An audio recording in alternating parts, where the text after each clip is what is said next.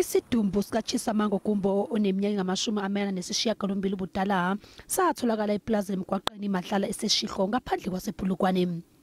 Lo wesifazane wokudabuka eZimbabwe ongumama wezingane ezine uyobe yithemba lomndeni. uThemba Dube usula ngokulutha laba besifazane abathembisa umsebenzi bese eyabahlasela uma befika. Waboshwa eseShihlo ngesikhathi amaphoyisa elandela umkhondo we-cellphone abeyisebenzisa.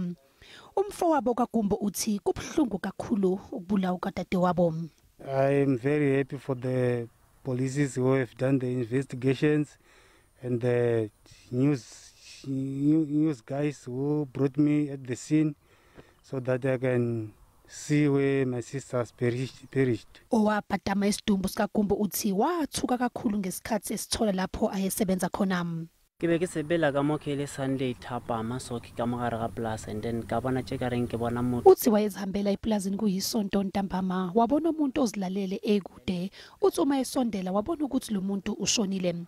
Wafonela umqashi weza umqashi wafonela amaphoyisa. Umnikazi weplaza uthi naye wethuka kakhulu ngokuthola isidumbu. When there I saw the body was a woman because her blouse was open and she had a yellow bra on, and I saw the whole body looked like it's mummified. Iyo le ndawo lapho kusola ukuthi uAndrew Cholo owayeneminyaka engamashumi ubudala wabulawela khona nokusola uThemba Dube kukho. uDube ubheke namacala esikhombisa okubulala kanye nokuthumba.